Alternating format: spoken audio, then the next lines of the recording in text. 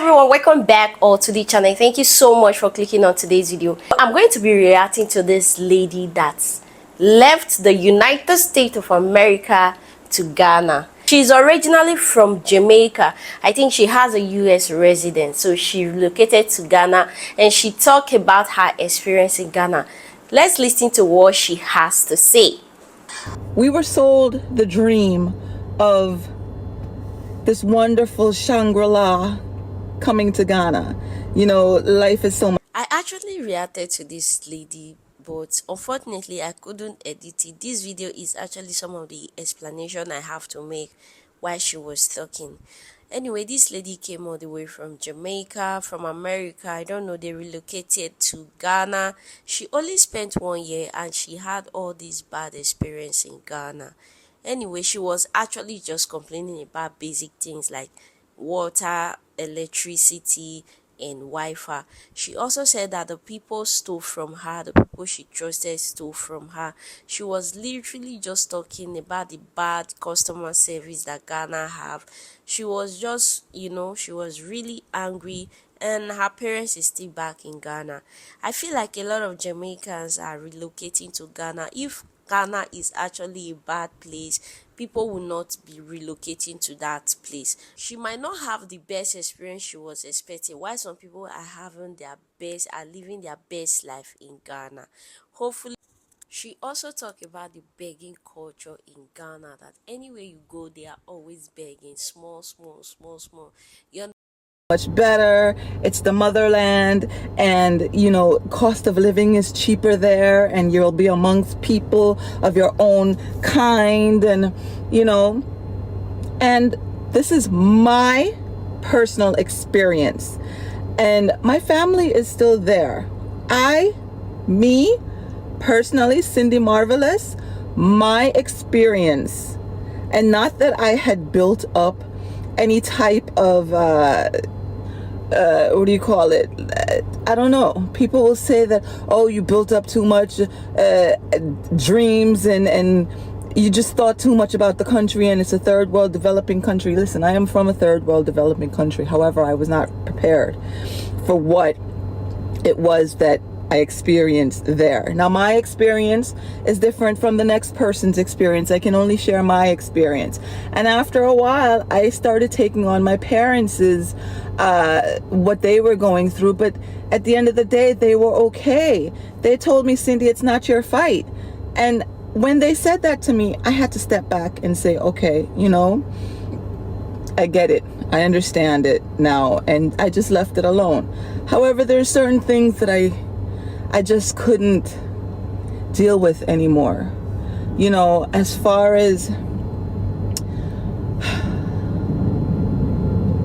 listen, there's a lot of things that people are talking about on other social media platforms.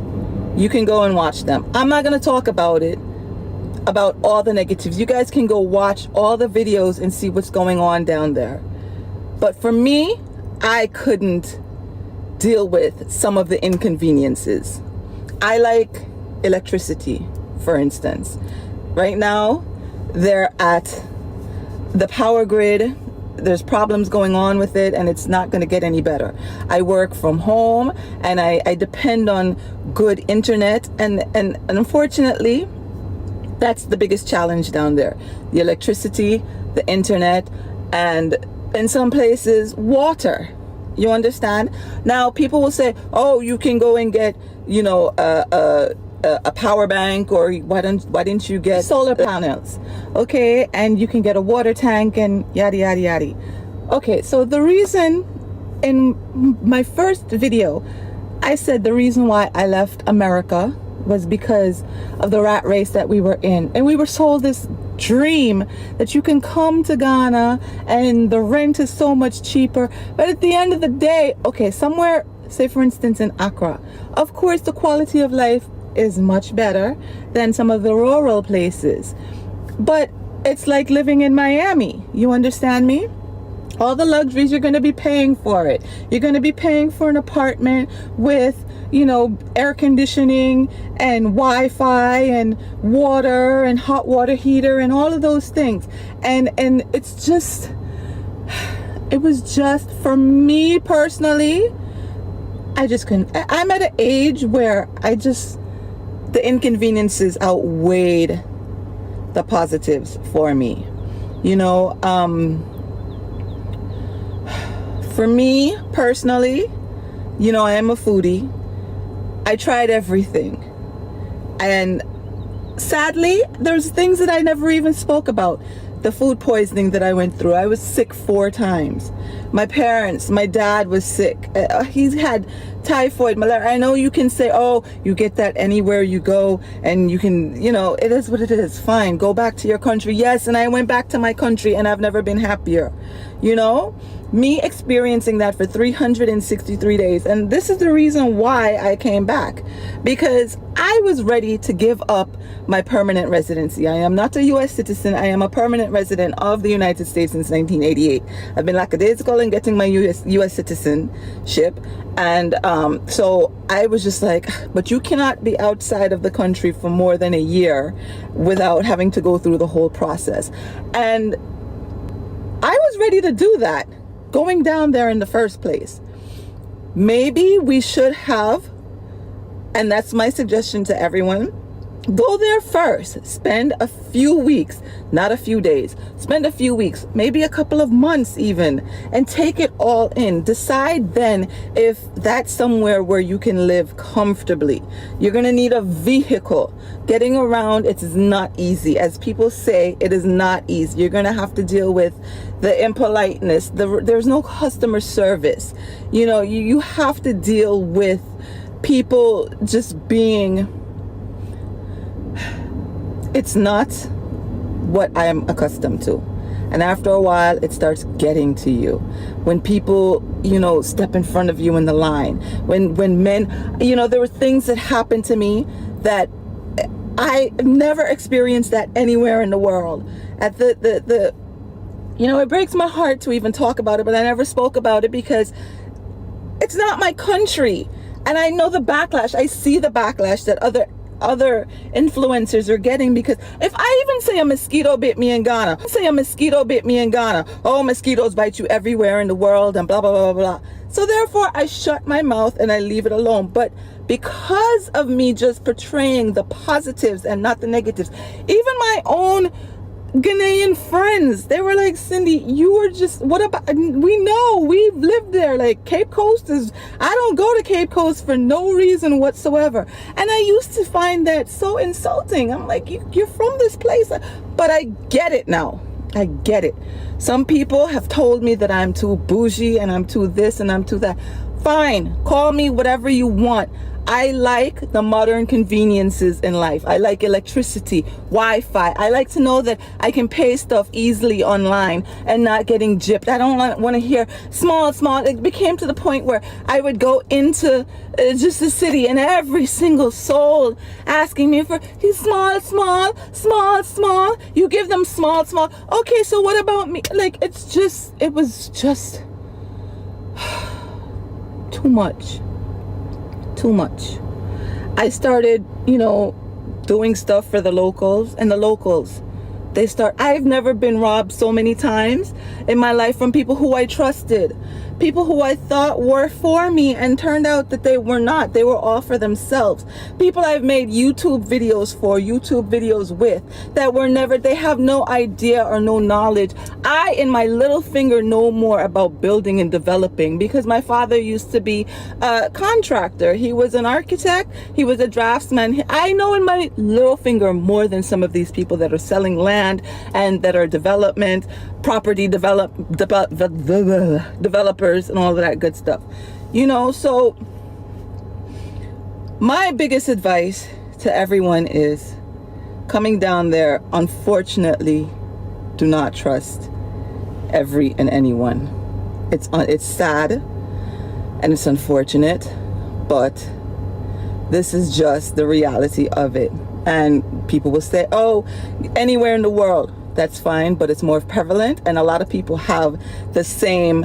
So many people can't be lying. You understand? So many people cannot be lying about a place and a set of people. And for me, I listen to you all. If I don't like it, go back to my country. And I freaking did. All right. My parents are doing lovely there. And if anyone wants to go there and meet my family, they have an open door policy. They love meeting people. They will show you around. They will show you and give you the opening, the warm welcome that we thought that we would have received by who we thought we could have trusted, or my parents thought they could have trusted, you know. But because what we went through, we don't want anyone else to go through that. They will show you the right way. As far as purchasing land, and my family will help you. My parents, my stepdad, he's amazing with that. He has helped several people so far, and everything has come through.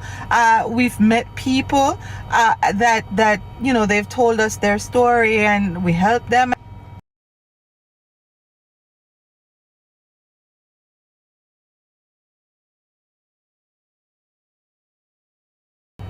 My mother is down there. She has her nail salon, and you know, there's places where we can offer for you to stay that are safe and clean and secure, and they know where you can go and get your land done properly, and nobody is coming to kick you off or tell you that you can't buy land here and da da da da, and nobody is trying to rob you and charge you exorbitant amount of money. We want to give you the experience that we wish that we had gotten from somebody that we thought that we could have trusted.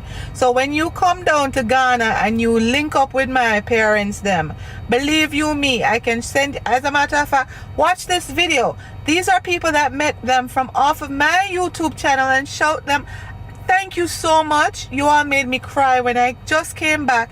You reached out to me when you went there and you saw my parents. They took you out to Anamawa, which was one of my favorite restaurants, and they showed you an amazing time. We don't have no false pretenses. We don't have no, but listen, my parents done had it all. We've had it all. And at the end of the day, you don't see no Brinks truck pull up at no cemetery. You cannot take it with you. So if my parents choose to live a minimalist life, they don't have no furniture in their house, and that's fine, because they don't plan on staying in one particular spot for the rest of their life in Ghana.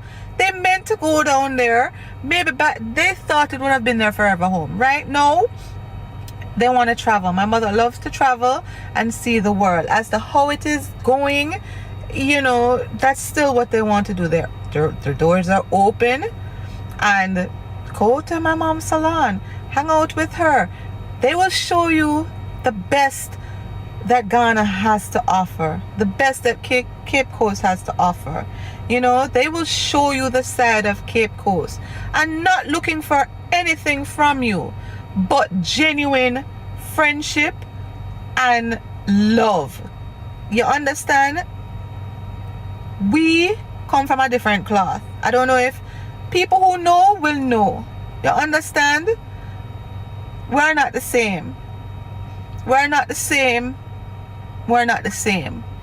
Nobody is trying to get rich off of anybody, because at the end of the day, like I said, you cannot take it with you. Materialistic things mean nothing to us. Money means nothing. We're just, at the end of the day, good conversation, laughter, love, and repeat the next day. You know? So with that being said, the greed, the crab in a barrel mentality, y'all can leave that right there. We not about that type of behavior. My family, my mom, my stepdad, we're not about them type of behavior. Nobody's going to charge you. As a matter of fact, my stepdad is a chef. He was a world-renowned chef. He loves to cook and entertain. If you ever came anywhere where we lived in Florida, my friends and family can attest to it. People come and spend the weekend with us as a weekend getaway. Nobody is charging you to come and stay with us. You know? That's unheard of. I understand people have their Airbnb in the Pan-African village. That's on the free land that them get, and they're capitalizing off of that. More power to them. You understand? That's not what we are about. And I thought, that's what I am used to, because I have aunties in Jamaica that they would never ever charge me. They would never even think about charging me a dime to pick me up from the airport. If I even insult them and give them gas money or offer to give them gas money, it's an insult. Let alone they charge me to stay in their home. The lady charged us and then lied on top of it and talk about she gave me her guest room. Anyways, I'm not going to make this woman give her any type of attention. Make she stay right there. God is dealing with her. Her judgment is coming. My parents are thriving and are happy. God is on their side. The universe is all aligning for them. They're happy. They have good hearts. And people know people with good hearts. They're not going to sit there and let anything happen to them. I was worried about them, but believe you me, the things that my stepdad has done for people, he's opened his door, my mother has done for people in Ghana. It would be a sin if anybody hurt them. I had one particular person, I've blocked them several times on my YouTube and my TikTok, and they have criticized me for saying something negative, and I didn't even say anything negative. It was on another person's video. I commented and said this is true, and then they're going to tell me that, oh, I am a hypocrite, I spread all these lovely videos. Yes, because I'm not going to talk negative about other people's country. I am from Jamaica. If anybody says anything negative about Jamaica, I get it. We're on their asses. So I'm not going to speak anything negative for a peaceful life and to save my mental health. I'm tired of saying it over and over. People say to me, Ghanaians say to me, why don't you tell all sides of the story? Yesterday somebody said it to me in T-Mobile. I told them my whole story, and they said, yes, I am wrong for not telling the truth. I did not lie, I just did not tell the negatives. Like I said, if I say a mosquito bite me in Ghana, oh, go back to your country then, make them bite you up and da da da da. It's not a nice feeling to be bullied on social media. I did not come on here for that, and y'all could keep that to yourself, because immediately block and delete. I don't want to hear it. This is my experience. My family is down there thriving, and them don't care about nobody and them opinions. Them living a good and happy life. They listen. It is what it is. And with that, I'm going to close. And it was an experience. I'm not gonna say I will never go back to Ghana, but the experience that I had in Ghana was a hard pill to swallow. Even leaving the airport, the immigration officers taxed me. Oh my God, it was just... Ghana, educate your people, because you have people coming down there spending their hard-earned money, their savings. Be a little bit more friendly, you know? Be a little bit more considerate. Stop staring at people. Smile. I'm not saying everybody is miserable, but it's...